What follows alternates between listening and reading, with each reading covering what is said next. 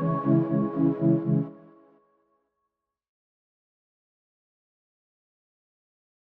meu povo, bem-vindos. Esse é o nosso episódio oficial número 1 e a gente entrevistou a professora Maísa Isabela Rodrigues, lá da Faculdade de Agronomia e Veterinária, e ela dá aula no curso de Gestão do Agronegócio. É importante vocês saberem que esse episódio foi gravado no dia 11/7. Foi feito antes dos vetos e da sanção presidencial do PL 2159, ou apelidado do PL da devastação. Os vetos aconteceram no dia 8/8 de 2025 desse ano. E esse episódio está indo ao ar na sexta-feira, dia 3 de outubro de 2025. Então a gente tem um tempo aí entre a gravação e o dia que o episódio está saindo para vocês. Considerem isso antes de ouvir o nosso podcast e aproveitem. Obrigada. Olá, gente, tudo bem? Hoje a gente vai falar um pouquinho sobre a PL do licenciamento ambiental. E aí, para isso, a gente convidou a professora Maísa, que é da Faculdade de Agronomia e Veterinária. Ela está aqui com a gente hoje. Bem-vinda, Maísa, Obrigada. Ao nosso Futuros Cast, nossa primeiríssima convidada externa do laboratório. Bem-vinda. Antes da gente começar a debater um pouquinho sobre o que trata esse projeto de lei e, enfim, todos os desdobramentos que isso pode ter no âmbito ambiental e da sustentabilidade, eu queria que você falasse um pouquinho de você. Onde você se formou, qual foi sua pesquisa, seus temas de pesquisa, trabalhos mais relevantes. Se apresenta para o nosso público. Boa tarde. Primeiro, gostaria de agradecer pelo convite. Para discutir um tema que também é tão importante, que é o licenciamento ambiental e essas mudanças todas que estão sendo propostas agora. Sobre a minha formação, eu sou engenheira florestal, nascida e criada na Universidade de Brasília, então fiz mestrado, graduação aqui, mestrado, doutorado. Durante a minha formação acadêmica, eu trabalhei com exploração florestal na Amazônia, então como é feito o manejo florestal e principalmente as questões financeiras em relação a esse manejo florestal, né? Se como uma atividade rentável, como investimento por parte das pessoas que detêm a terra ou que têm a concessão daqueles espaços, fazer a atividade de manejo florestal tem que ser rentável. Então, os meus estudos são analisando como é feita essa retirada legal de árvores na Amazônia e qual é a rentabilidade desses processos, né? Após a minha vida acadêmica, eu trabalhei na iniciativa privada, trabalhei como consultoria, e aí eu fiquei mais na parte de recomposição de áreas degradadas e também relacionadas às questões financeiras da recomposição, quais são os passivos ambientais que a gente tem, quais são as estratégias de recomposição, quanto custa a inserção de cada uma dessas estratégias de recomposição. Então, basicamente, hoje, integrando o corpo docente da Universidade de Brasília, eu tenho como nicho de pesquisa essa questão do manejo florestal, de estudar como ele acontece, qual é a sustentabilidade dentro dos ciclos, e também a parte financeira e também a agenda de recomposição, nesse sentido, com foco na recomposição florestal no bioma cerrado. Dentro da Faculdade de Agronomia e Medicina Veterinária, eu sou professora do curso de Gestão de Agronegócios e trabalho com políticas setoriais e com gestão ambiental também. Então, espero estar habilitada a discutir as questões do licenciamento ambiental. Acho que você é a pessoa perfeita para isso. Você trabalha com a questão de valoração da terra, então tem tudo a ver com o que a gente vai discutir nessa PL, né? Porque para a gente tirar algum valor daquele ambiente, a gente vai precisar desse licenciamento, né? Não dá para simplesmente sair extraindo de qualquer forma, né?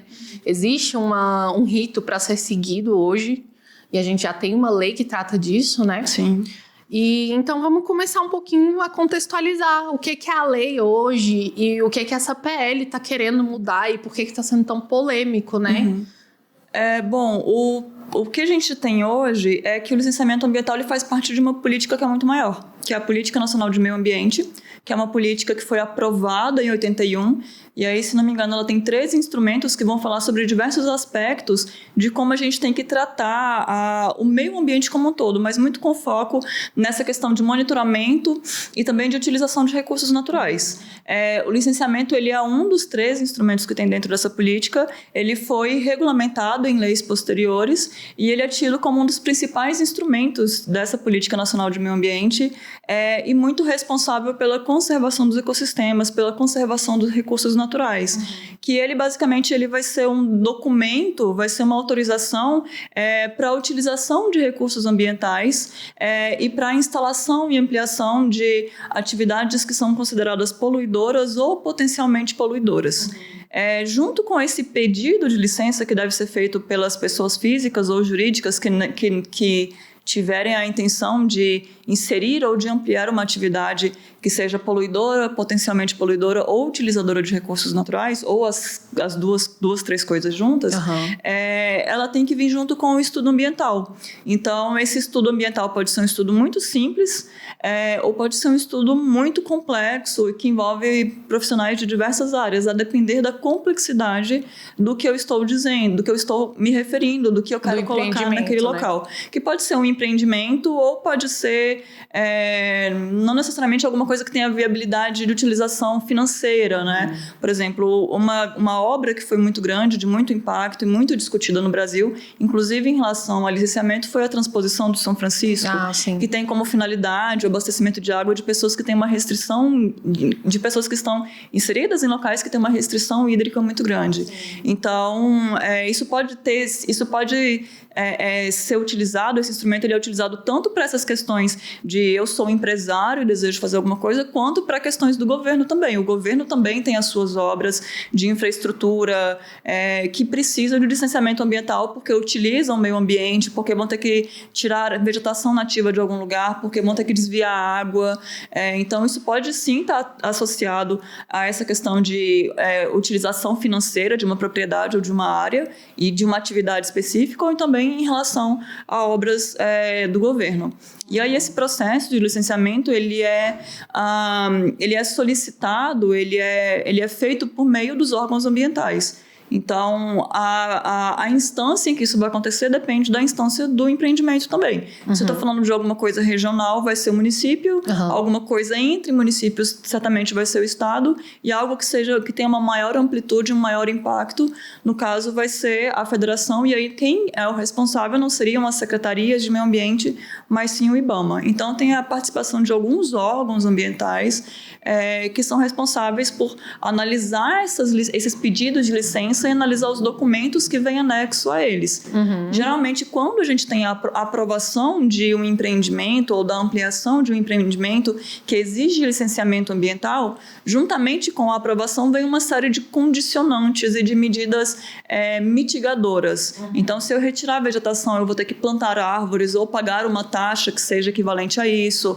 Eu vou ter que ter termos, eu tenho um termo de ajustamento de conduta, eu vou ter que fazer uma série de medidas que são impostas por esses órgãos ambientais como forma de minimizar o dano ambiental que é gerado com as atividades. Então, basicamente, o rito que a gente tem é esse. Não é um rito muito simples, mas é o que a gente tem como regulamentação para proteção do meio ambiente mesmo, né? Se eu estou tratando com algo que pode prejudicar as espécies da fauna, da flora, as comunidades, eu tenho que ter um cuidado com isso, e essa lei tem esse objetivo de eu autorizo fazer os empreendimentos, as intervenções, mas eu também tenho que cuidar do meio ambiente para que ele não seja demasiadamente lesado dentro desse processo, né? E se eu estou estragando em um ponto, eu tenho que ajudar a consertar em outros, né? Eu tenho que ter as minhas medidas mitigadoras, eu tenho que ter as minhas condicionantes que eu tenho que cumprir para dar seguimento com esse processo de licenciamento, com essa alteração local que está sendo feita. Certo. Né? E tem a ver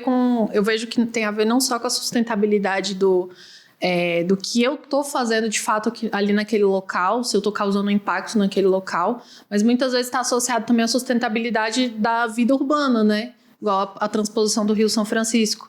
Não é só sobre eu causar o mínimo de impacto para fazer essa transposição, mas aquelas pessoas precisam de água, e isso também tem a ver com a sustentabilidade, né?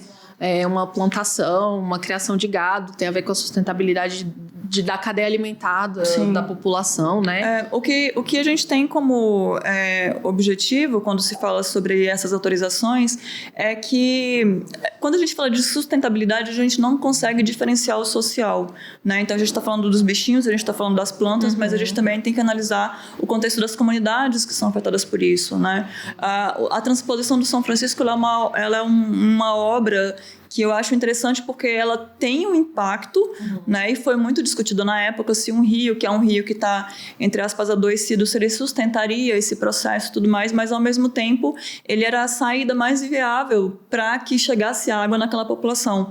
Pensaram em fazer transposições em outros rios, mas teria um impacto muito maior do que a utilização do São Francisco para essa obra. E quando a gente fala até sobre a classificação dos tipos de água, né, de acordo com a qualidade da água e tudo mais, a gente tem que essa questão de abastecimento humano, de utilização da água pelas comunidades é algo muito sensível. Então, isso é levado muito em consideração dentro desses processos, né? E eu acho que isso, com certeza, né, foi muito relevante dentro dessa questão dessa decisão de fazer uma obra de tamanho impacto para levar água para uma comunidade que tem uma restrição hídrica muito grande. E são projetos muito importantes também de serem pensados, né? Eu acho que uma das coisas mais interessantes dessa lei que a gente tem hoje é que ela passa pelo crivo de vários órgãos, ela vai passar pelo crivo de vários profissionais e técnicos que passam muito tempo estudando aquilo, né? Muitos já têm pós-graduação. A maioria está inserido naquele contexto de pesquisa ambiental, né, de pesquisa de impacto. A gente, dentro das leis ambientais, eu imagino que não são só as leis ambientais, a gente tem muito a questão de consulta pública, de audiências públicas que podem...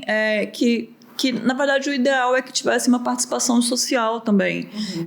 De modo geral, a gente tem uma participação social muito pequena dentro dessas audiências públicas, que elas são obrigatórias para muitos processos, mas a gente ainda tem uma participação social muito pequena, porque essa informação também não chega na população, e se para a gente que está dentro da academia é difícil muitas vezes fazer parte desse círculo, para as pessoas que estão vivendo em uma outra dinâmica, isso se torna mais distante ainda. Então a gente tem a participação, a abertura para a participação da população, mas essa participação ela é feita de modo muito incipiente. Entendi. Até pela interlocução entre as partes, né? Não é feita uma comunicação muito interessante, e as pessoas também não se sentem parte desse processo de discutir políticas públicas que podem afetar a sua vida cotidiana. Sim. Né? Então, eu acho muito interessante, mas a gente tem uma participação muito pequena. Poderia ser... Então, a nossa lei poderia ser melhorada, né? E não... Talvez a forma como ela é comunicada, né? Tudo que a gente faz em nível institucional é comunicado por meio de diário oficial, só que a gente não tem o costume de olhar diário oficial para qualquer coisa, né?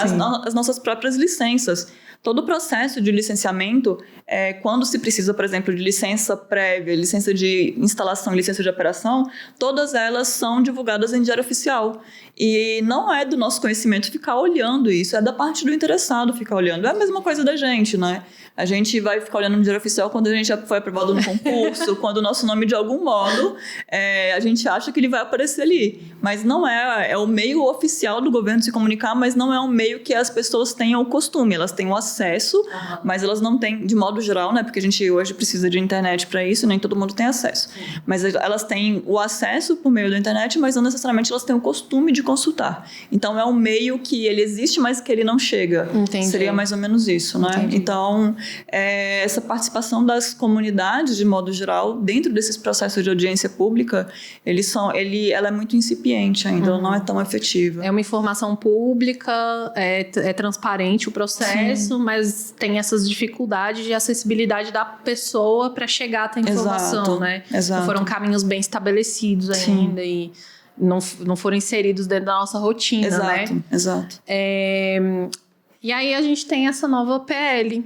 E aí ela tá sendo bem discutida em todo lugar que a gente olha, Instagram, Facebook, Google. Eu recebo notificação disso o tempo inteiro. ONG que fica mandando e-mail pra gente votar contra e se manifestar contra. E eu fico um pouco curiosa, assim, pra saber se é tudo isso mesmo que as pessoas estão falando. A gente leu um pouco sobre, enquanto estava pensando nesse roteiro, e eu vi que tem algumas coisas bem polêmicas, né? Mas vamos falar um pouquinho de cada um desses pontos que a gente discutiu. A gente já tem essa lei que já funciona, já tem um rito que de certa forma, é sustentável no sentido institucional, né? Ele tem uma organização já que está fluindo muito bem, apesar de ter uma demora, né? Como qualquer outro processo que vai envolver muitos órgãos e também envolver uma infraestrutura tão grande, uma intervenção humana muito grande no ambiente. Acho que dificilmente a gente vai ter algo que é tão complexo sendo tratado de forma simples. Então, acho que a gente tem que... Às vezes, a gente percebe que tem esses pares, né? Coisas muito complexas vão acompanhar processos muito complexos. E aí, a gente tem essa PL que tenta simplificar um pouco esse processo todo. Então, o processo que a gente tem hoje realmente é um processo burocrático, não é um processo tão rápido. E quanto mais abrangente for o que a gente está tratando, mais abrangente também tem que ter um estudo. Então, por exemplo, aqui em Brasília a gente tem muito a realidade de surgirem bairros, e às vezes surgem bairros inteiros, né? Quando foi acontecer a construção do Noroeste, por exemplo, a gente precisou fazer a gente, assim, governo, né? Não sou do governo, mas a gente costuma falar desse jeito. O governo teve que fazer o estudo de fauna, o estudo de flora, monitoramento de fauna, quais as espécies que tinham ali, quantas árvores seriam derrubadas para a construção do empreendimento. Tem uma comunidade indígena, então teve que ter um estudo sociológico, estudo de geografia, estudo da hidrografia. Então é um estudo que um profissional só, dependendo da complexidade do empreendimento, não consegue fazer. A análise disso também ela se torna muito complexa, justamente porque o estudo também é muito complexo. E é normal que essas coisas não aconteçam muitas vezes na velocidade em que o solicitante gostaria que elas acontecessem, né? Quando a gente fala sobre esse novo projeto que está em tramitação, primeiro, não é algo recente, só que foi algo que ficou parado há muito tempo. O início desse processo aconteceu em 2004 e a votação na Câmara foi em 2021. Então, desde 2021, esse processo começou a ser discutido na Câmara em 2004. 17 anos depois, ele foi votado na Câmara e foi para o Senado. De 2021 até agora, ele ficou quieto no Senado sem ninguém mexer e, de repente, resolveram desenterrar esse processo. E aí, o que a gente tem? De cara, a gente já vê que tem dois grupos muito distintos, que um chama de marco regulatório do licenciamento ambiental e outro chama de PL da devastação. Né? Devastação, da degradação, depende de quem você conversa, mas, basicamente, o sentido vai ser o mesmo. Então, tem o que a gente percebe lendo a documentação, e aí discutir isso também está muito sensível porque ainda não é um projeto aprovado, ainda é uma proposta de lei, a gente não sabe o que vai sair, é que se trata de uma grande flexibilização do processo, né? A gente tem um rito hoje que é muito burocrático. Quando são empreendimentos grandes, de modo geral, a gente tem 3 tipos de licença e a cada vez a gente tem que fazer um requerimento novo para adequar esses processos e ir fazendo cumprindo as exigências que são colocadas pelos órgãos ambientais, que seriam essas licenças clássicas, né? Prévia de instalação de operação. E aí eles querem simplificar tudo isso num processo de licenciamento único, que tem um nome específico, mas é uma licença única que não vai mais precisar desses 3 procedimentos dentro da autorização e do começo da operação dessa atividade.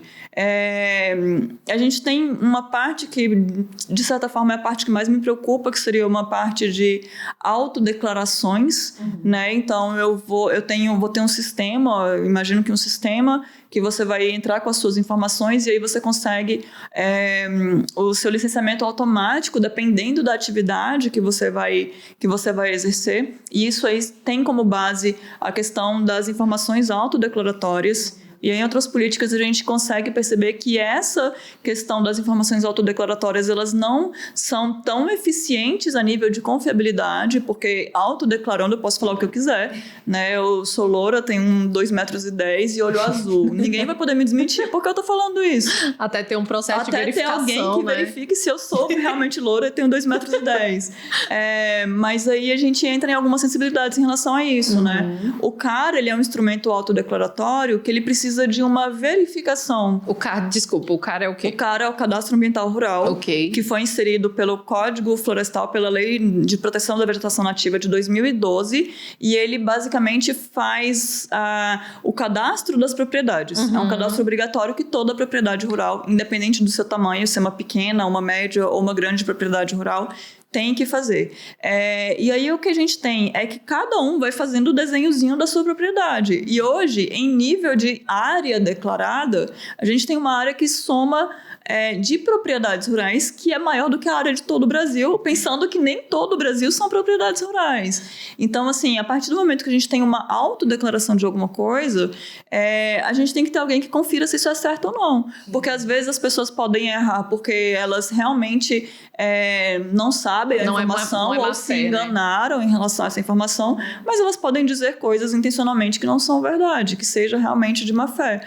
Então, para uma política ambiental, para autorizar fazer alguma coisa, eu acho que esse caráter de verificação dos processos era imprescindível, né? A gente não pode confiar nas pessoas nesse sentido. Eu tenho que ter alguém que regulamente. E quando eu coloco isso como autodeclaratório, eu perco o caráter de regulamentação da política, entende? Eu faço uma declaração e aí, através disso, eu consigo fazer o que eu gostaria de fazer como empreendimento. Não que isso necessariamente está errado, mas até por desconhecimento, talvez eu queira fazer alguma coisa que não é permitido naquela área ou naquela intensidade que eu gostaria. E eu tenho que ter alguém do órgão ambiental que vai me dizer se eu posso ou não fazer, entende? Então, é mais ou menos isso.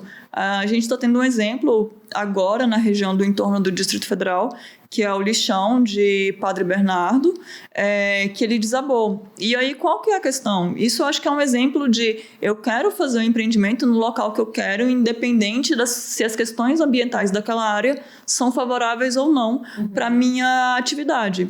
É um lixão particular. E aí, alguns locais falam que é lixão, alguns falam que é aterro sanitário. Eu acho que ele está no limbo ali entre lixão e aterro sanitário. Já tem um problema aí, exato, né? Exato, porque ele tem essa questão de captação do chorume, mas disseram que... eu vi algumas informações falando que não era bem feito, então eu acho que está nesse limbo, assim. Ele é melhor do que um lixão convencional, mas não chega a ter a estrutura de um aterro sanitário. O problema é que ele foi feito num lugar alto, perto de uma área declivosa, em uma área que é uma área de proteção ambiental. Então, assim, pelas próprias regras, eu não posso instalar uma atividade tão poluidora numa área de proteção ambiental em cima de mananciais de água, né? Então, o que aconteceu foi que esse lixão, esse local, ele não teve o licenciamento aprovado pelos órgãos ambientais, como o rito judicial, como o rito legislativo que a gente tem hoje preconiza, e aí ele desabou em cima de um curso d'água. E aí eu vi reportagens falando que já tem alguns laudos falando que a bacia de contenção de chorume está instável, e se isso desaba, não nem mais pega o lençol freático, pega diretamente o rio. Então a gente tem uma série de complicações, e isso é o quê? É o reflexo de uma atividade que foi feita de acordo com a visão da pessoa que queria a instalação dessa atividade naquele local e que não foi autorizada pelos órgãos ambientais, mas foi autorizada por liminares judiciais. A operação continuava sendo realizada por meio de liminares da justiça. Então, basicamente, a gente tem um processo que não seguiu esse rito de licenciamento que a gente tem nas nossas legislações e que estava funcionando por outras vias. Então, isso eu acho que é um processo de não ter um controle efetivo em relação a essa questão de instalação de atividades e onde essas atividades podem ou não ser instaladas. Então, eu acho que isso já é um reflexo do que pode acontecer quando a gente fala sobre uma flexibilização.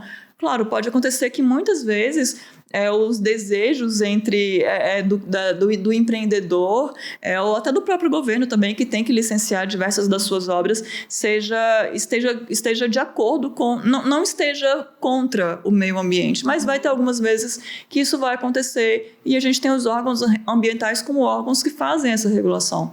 E aí, a partir do momento que a gente fragiliza isso, a gente não é que necessariamente a gente vai ter com 100% de certeza que a gente vai ter uma degradação ambiental maior, mas a gente torna o processo de permissão e de fiscalização mais sensível, né? A gente vai ter uma grande flexibilização do sistema.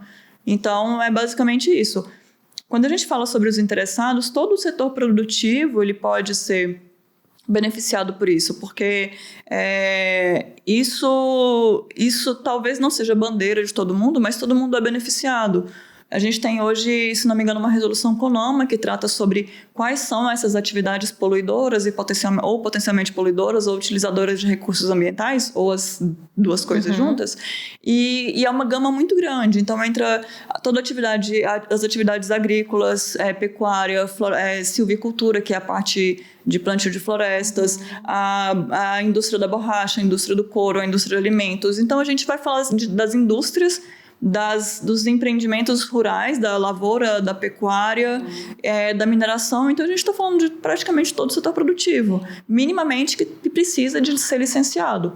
Algumas licenças são muito complexas, outras licenças são muito simples, costumam ser mais simples, né? Então, a gente vai tendo... quem se beneficia dessa mudança é todo mundo que utiliza esse tipo de licença, né? Não necessariamente isso é bandeira de todo mundo, mas todo mundo pode ser beneficiado por ter um sistema mais flexível, né? Sim. Eu acho que é interessante a gente pensar sobre a atuação desses órgãos ambientais também, porque mesmo quando eles atuam, mesmo com as pesquisas que a gente tem impacto mesmo assim, né? Sim. E é como você disse... muitas vezes as medidas são mitigadoras, não necessariamente elas são preventivas ou para melhores resultados, elas vão tentar minimizar aqueles impactos, né? Eu acho que tem um exemplo muito legal que eu tive contato, que é o da comunidade Canegai, que é uma comunidade agrícola aqui do Distrito Federal, e ela foi sendo diminuída ao longo do tempo. Essas propriedades, muitas foram parceladas, vendidas, abandonadas, enfim, uma série de desdobramentos, porque a gente passou a ter um sistema de tratamento de esgoto ali naquela região do Riacho Fundo. E aí esse sistema de tratamento é regulado, tem toda uma infraestrutura preparada para isso, tem todo o tratamento desse resíduo que é recolhido pelo sistema de captação de esgoto, mas mesmo assim ele ainda causa um impacto. Sim. E isso causou o impacto de que a qualidade da água ficou insuficiente, não estava com a mesma qualidade, porque teve esse impacto do sistema de esgoto. Então, essa água que era utilizada por esses agricultores virou uma água ruim para eles. E afetou diretamente a parte de produção agrícola do Distrito Federal. Eles tiveram que migrar para outras regiões. Então, a gente vê assim que, mesmo quando a gente tem essas regulações, ainda assim a gente tem problemas e desdobramentos. Eu penso assim, e vendo os exemplos que eu tenho visto e lendo as coisas que eu tenho lido, é que quanto mais a gente afasta a parte dos órgãos ambientais, do trabalho desse corpo técnico que faz essas análises, pior vão ser os resultados. Porque mesmo quando eles atuam, a gente ainda tem resultados que não são desejados. E que muitas vezes a gente vai sentir lá na frente, né? O impacto de uma contaminação de um leito de rio muitas vezes vai ser sentido daqui a anos. Pode ser imediatamente, igual essa questão do Padre Bernardo, mas muitas vezes a gente vai sentir anos depois, igual o lixão da estrutural aqui no Distrito Federal, que começou a contaminar o solo, mas até chegar naquele lençol freático demorou anos, até se mudar esse lixão para outro lugar e fazer um tratamento adequado desse resíduo, foram mais outros anos.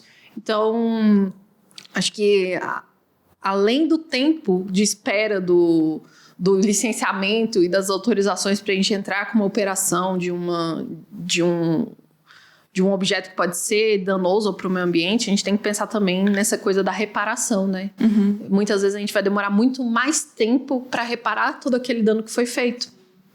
Em relação a isso, a gente foi ocupando o planeta e deixando o lixo por onde a gente passa, né? Eu acho que eu adoro esse exemplo, assim, e é de fato o que aconteceu. Não existe ocupação humana sem impacto ambiental.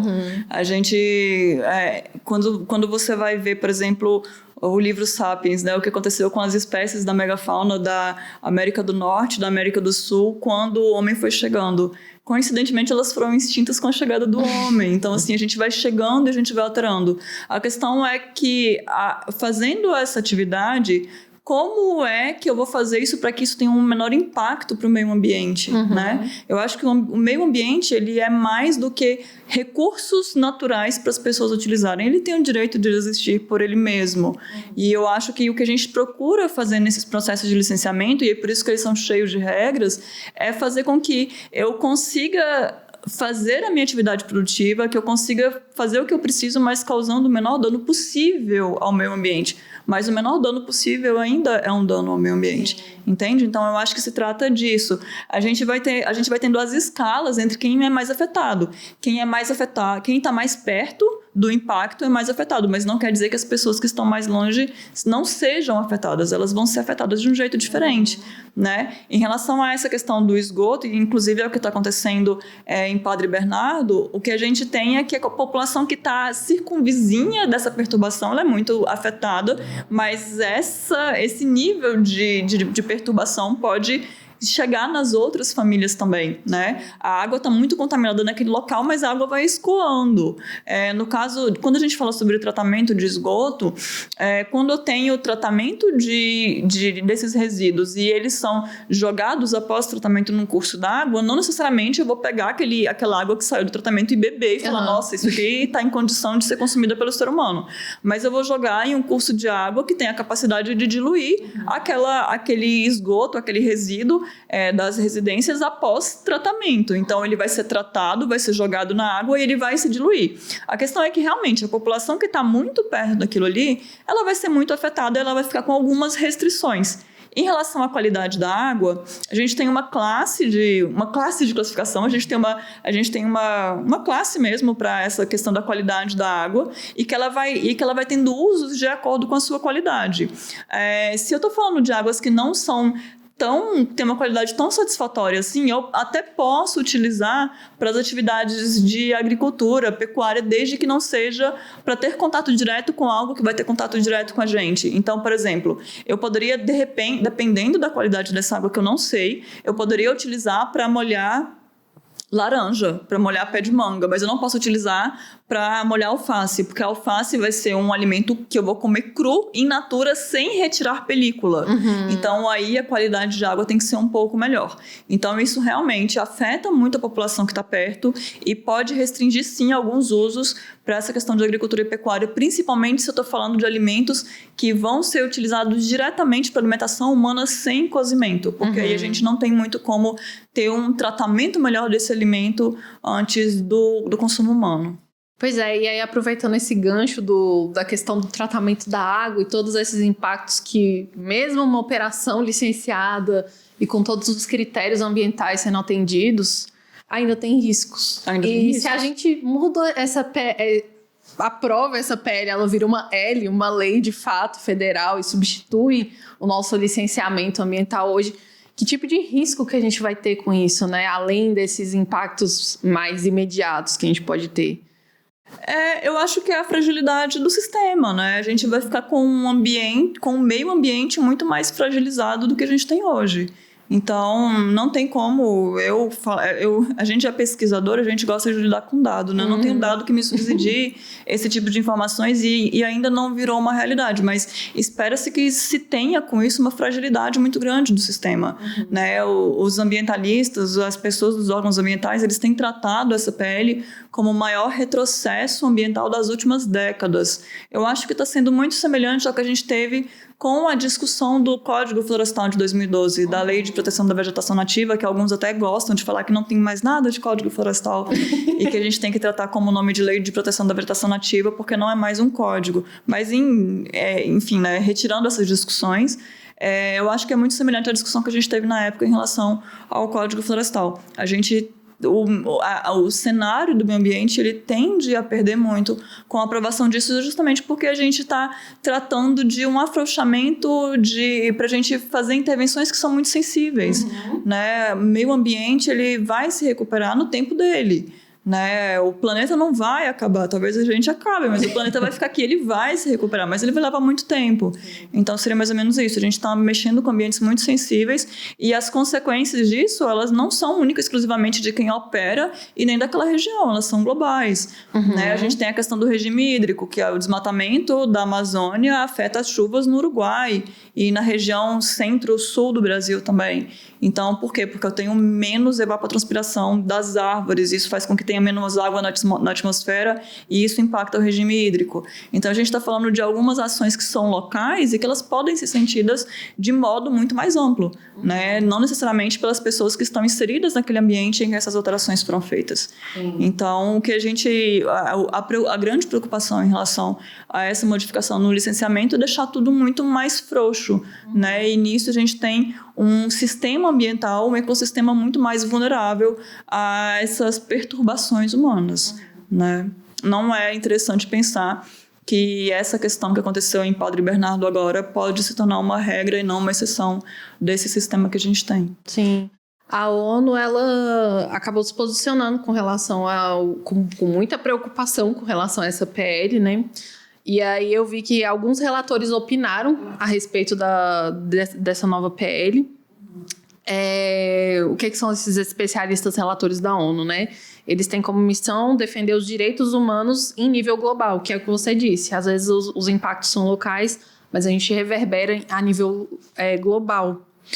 E eles têm essa missão de prevenir, conscientizar, de também combater essas violações aos direitos humanos, né? Todo esse papel que a ONU faz.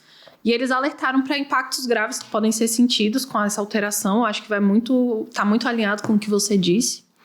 E eles falam também sobre o comprometimento de algumas coisas. Não só o meio ambiente local, a biodiversidade local, mas também a qualidade do ar que pode ser afetada. Tem questões de povos originários que não têm suas terras demarcadas ainda e que esse licenciamento tira esse direito desses povos. Também os povos quilombolas. As unidades de conservação também. As unidades de conservação. Então, ela acaba recortando coisas que fazem parte da nossa biosfera, digamos assim, né? Todo esse ecossistema que não é só natural e vegetação, fauna, flora, enfim, tem a gente também, né? Se você for parar para pensar, e aí nesse contexto da ONU, a gente tem os Objetivos de Desenvolvimento Sustentável, né?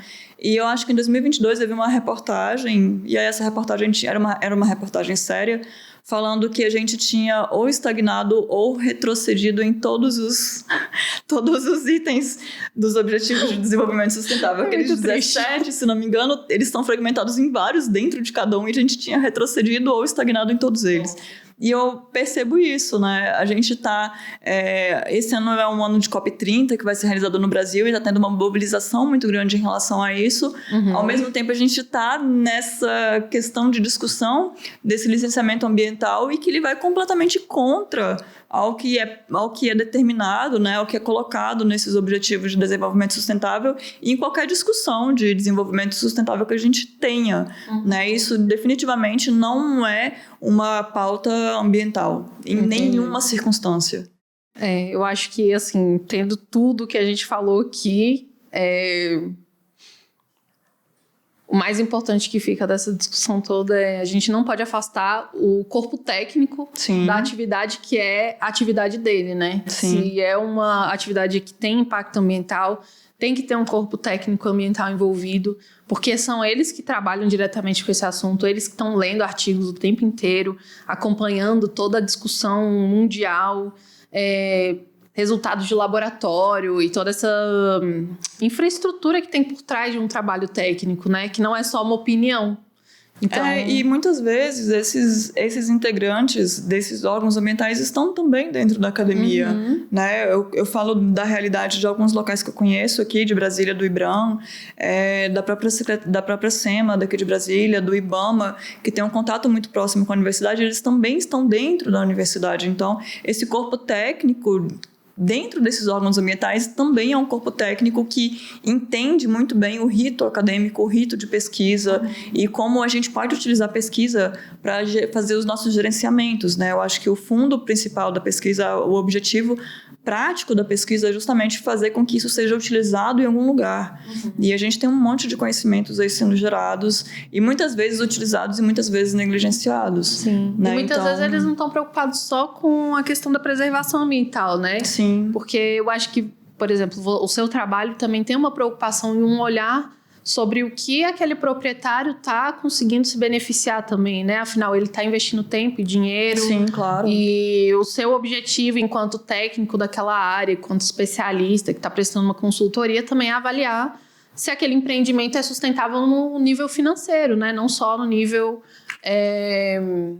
ambiental. Então, isso, principalmente quando a gente fala sobre a agenda da recomposição, isso acaba sendo um assunto muito sensível.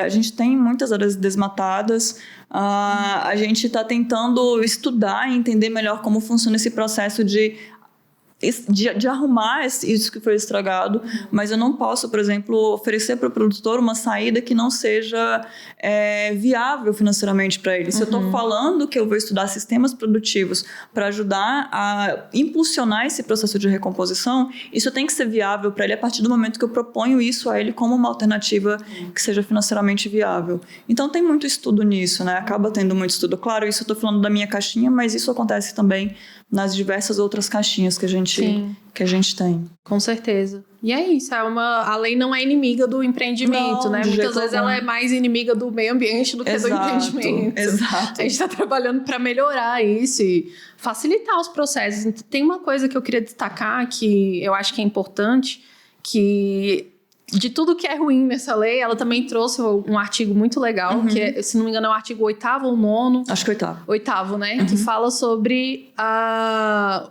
liberação do licenciamento para empreendimentos em desastres ambientais. Sim. Eu acho que é, assim, de extrema urgência a gente rever esse nosso licenciamento, principalmente para essas questões, porque muitas vezes não dá para esperar num desastre ambiental que seja aprovado um licenciamento, né?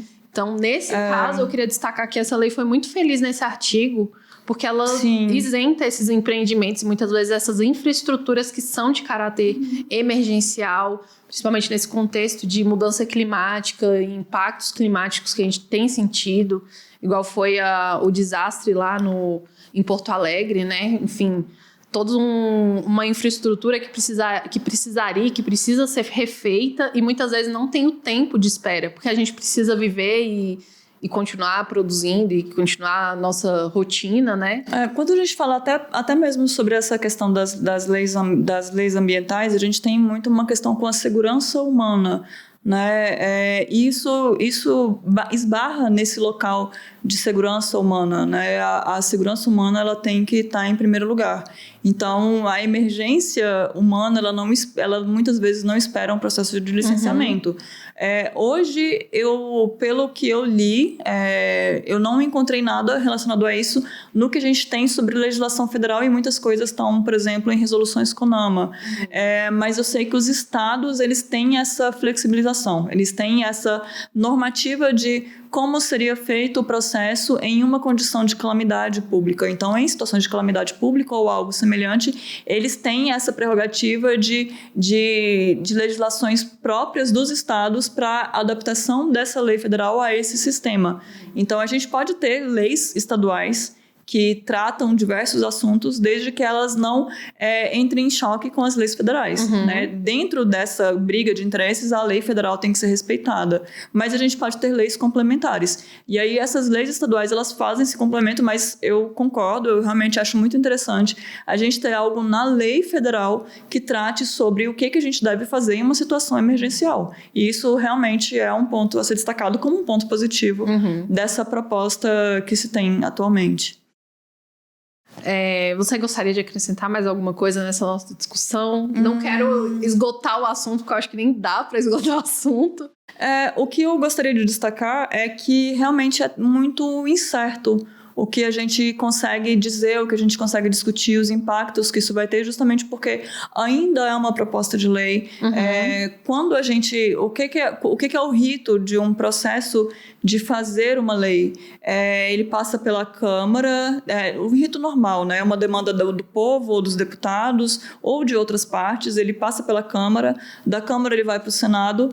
Se ele for aprovado, se o que saiu da Câmara foi para o Senado, for aprovado nas duas casas do mesmo jeitinho, ele volta, ele vai para o presidente da República aprovar ou não. O que a gente teve é que ficou muito tempo na Câmara, foi para o Senado agora. No Senado teve algumas modificações, inclusive, se não me engano, essa questão dessa inserção de obras emergenciais foi feita no Senado agora, e porque ele teve mudanças no Senado, ele volta para a Câmara de novo. Então, esse processo acaba sendo muito lento e burocrático também. Eu li algumas coisas, eu acho que ele retorna para a Câmara nas próximas semanas, talvez antes desse recesso do meio do ano. E basicamente é isso. Esse processo é muito longo, é muito demorado, e a gente não consegue discutir muito porque a gente está em termos de processo de fazer uma lei, né? Mas, de qualquer modo, ele foi aprovado no Senado de um jeito avassalador. Então, eu acho que as pessoas relacionadas ao meio ambiente, relacionadas aos órgãos ambientais ou que são ativistas da área, elas estão muito preocupadas, e com razão muito preocupadas, porque essas flexibilizações elas são muito sensíveis. Em relação aos interessados, em relação a essa proposta, é interessante porque a gente está num governo que tende a ter uma proteção ambiental um pouco maior, mas eu falo que tende a ser um pouco maior porque, ainda assim, eu acho que o meio ambiente ele é muito negligenciado em qualquer governo que a gente tenha. Isso também faz parte de interesses governamentais em certos setores. Por exemplo, agora a gente está tendo uma discussão muito grande em relação à questão de exploração de petróleo na margem equatorial. Isso que aproxima, né, a exploração, leva, na verdade, a exploração de petróleo para a margem da Amazônia. E os ambientes ali são muito sensíveis. A gente tem comunidades tradicionais, a gente tem manguezais, que são ambientes muito sensíveis, ecossistemas muito sensíveis e muito importantes para a segurança ambiental dessas áreas. Então, ao mesmo tempo que a gente fala sobre toda uma cadeia industrial e de produção agropecuária que tem uma defesa muito grande disso, de certa forma isso também interessa muito ao governo em alguns aspectos. E não estou falando necessariamente desse governo, mas de qualquer governo que a gente tenha. Porque essas obras que são muito discutidas, que foram muito discutidas, como Belo Monte, a transposição de São Francisco, a exploração de petróleo, a exploração de petróleo atual que a gente tem, elas também vão ter uma via mais rápida. Eles propuseram também a questão de um licenciamento ambiental diferente para quando forem obras estratégicas do governo, né? E isso às vezes pode ser muito bom, porque pensando pelo lado da sobrevivência das comunidades, a transposição do São Francisco foi uma coisa muito interessante, e eu acho que não tem como falar mal de uma política que levou água para quem não tem água, por mais que a condição ambiental talvez não tenha sido a melhor, não esteja no melhor dos mundos, mas isso também acaba sendo o interesse do governo. Então, eu sinto que os órgãos ambientais estão muito defendendo isso, mas, ao mesmo tempo, o governo como um todo, eu acho ele muito apático em relação ao que está acontecendo, justamente por esse tipo de obra e por esse contexto imediato que a gente tem sobre como os órgãos ambientais estão tratando essa possibilidade de exploração de petróleo na margem equatorial.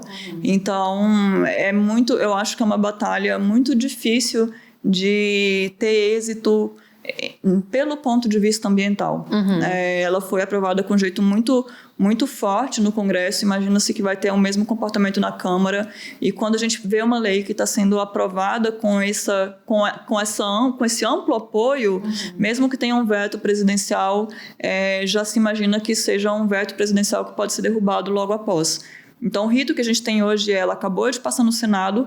Como ela teve modificações no Senado, ela volta para a Câmara, e se ela for votada na Câmara sem modificações, ela vai direto para a presidência, e aí cabe ao presidente sancionar ou não essa lei. Mas mesmo se ela não for aprovada pelo presidente, a gente já tem várias ressalvas, né, se for realizado um veto, de que esse veto seria seria derrubado pelo amplo apoio que ela tem, que essa medida, que esse projeto de lei tem nessas duas casas. Então, é isso.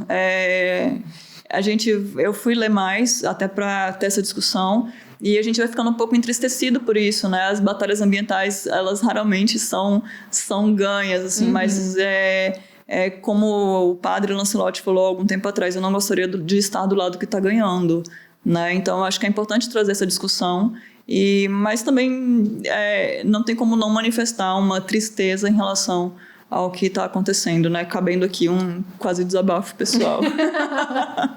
A gente tem espaço para isso.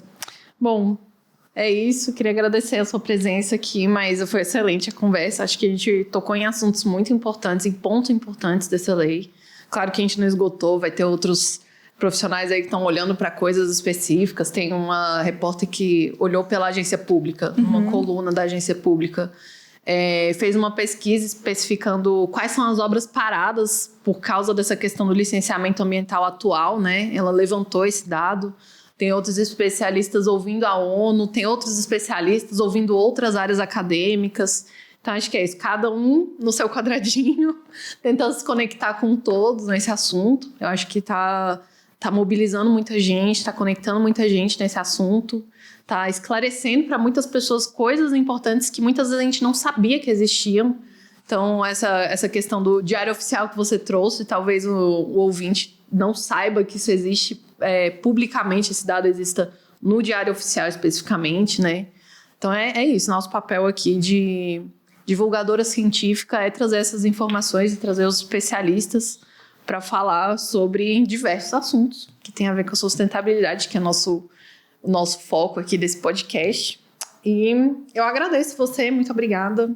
Você gostaria de dar um alô para alguém? Brincadeira. Não, eu queria só agradecer a oportunidade de discutir meio ambiente, discutir política. Eu acho que isso é importante em todos os ambientes, e dentro do ambiente acadêmico isso acaba sendo muito relevante também. Então, obrigada pela oportunidade. Eu espero ter esclarecido e também deixado muitas pessoas com muitas dúvidas em relação ao processo. A dúvida é o motor da ciência. Exato. Bom, muito obrigada por estarem com a gente. A gente chegou no fim de mais um episódio do nosso podcast. E daqui 15 dias a gente vai ter outro episódio com outro assunto, com outro profissional aqui. E vejo vocês lá. Obrigada.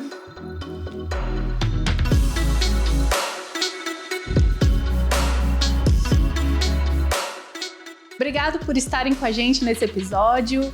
E eu queria lembrar vocês que a gente tem Instagram também, é o @futurosdaterra, e o CDS_comunica. Siga a gente nas redes e fica por dentro dos próximos episódios.